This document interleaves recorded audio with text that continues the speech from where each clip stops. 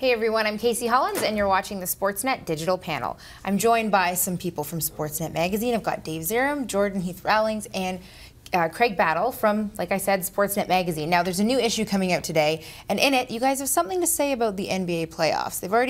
They start this weekend. It's already been narrowed down to 8 teams from each conference, but I think a lot of people would argue that there's really only a handful of teams that have a legitimate shot this year. I know you have some opinions about that. I'm going to start with you, Dave.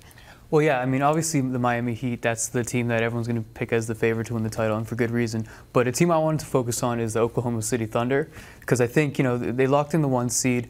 If you look at the team, it's kind of interesting. The past couple of years, they got a lot of attention for the kind of sudden rise they made from pretenders to the real deal. And kind of this year, you know, they've been better than ever, but it seems like people almost not forgot about them, but kind of they fell under the radar. You know, the Clippers got a lot of attention, the Knicks, you know, the Nuggets, these teams that went from out of the playoffs or low seeds into where they are right now. But if you look at the Thunder, I mean, they were tops in offense, top offense in the league, biggest point differential in the NBA. They have their 2 stars, Kevin Durant and Russell Westbrook, and they rely really heavily on the 2 guys, but the beautiful part of it is both of those guys are virtually indestructible. I mean, Russell Westbrook has missed... Don't jinx it. the last game he missed was as a junior in high school. So if I jinx it, he can blame me. And Kevin Durant's only missed 7 or 8 games in his entire NBA career. So you're relying on those 2 guys so much, and they're going to be there for you. And I just think the Thunder are the closest thing to contender against the Heat. It's interesting that you're talking about guys who are durable, because the pick that I made in the magazine was for the San Antonio Spurs, and it seems like it's kind of a tough case to make when you're looking at the Thunder and the Heat and all the advanced statistics that go along with their dominance. But the case for the Spurs is a really simple and old-fashioned one. They're the only team that has the necessary experience. They have the system that they know it works, and they now have some younger players that are in there to complement it. And I just... When I look at the Heat, I see obviously the team that's going to be the favorites in every series they play. I look at the Thunder, I see a team that's on the rise and has learned their lessons maybe from the past. But if I was laying money down on one 7-game series, I think it would be really hard to bet against Greg Popovich and the pick and roll with Duncan and Parker. The Spurs are pretty dominant. And they're one of those other teams that kind of fly under the radar because they're so consistent. Yeah, they're boring, but you know what they're going to do, and they're going to do it incredibly well.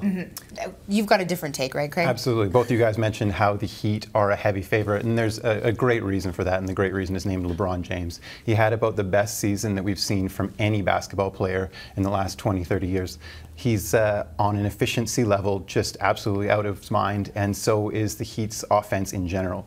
Like those first couple of years of that Heat team, this big 3, LeBron, Dwayne Wade, Chris Bosh Heat team, they didn't really click on all cylinders, and it wasn't until last year's playoffs that they really found their way, and they've gone another level up this year in offensive efficiency. They're leading the league. They're getting more threes. They're getting into the paint more often, and LeBron just basically has chewed all those 10 to 23 footers that are the most inefficient jump shot in basketball, and so they're getting a lot more to the rim. And they added Ray Allen in the offseason, so that you're adding a guy who's hit more threes than anybody in the history of the game, and you've got him to add to Mike Miller and Shane Battier and Chris Bosh, who can hit that 3 as well. So they're getting good shots, and they're a pretty formidable foe.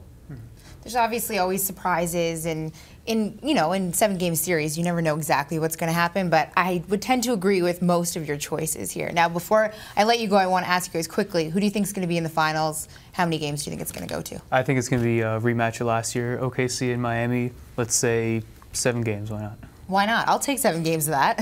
As a fan. I will take Spurs Heat, obviously, and I think it'll go the distance. Yeah.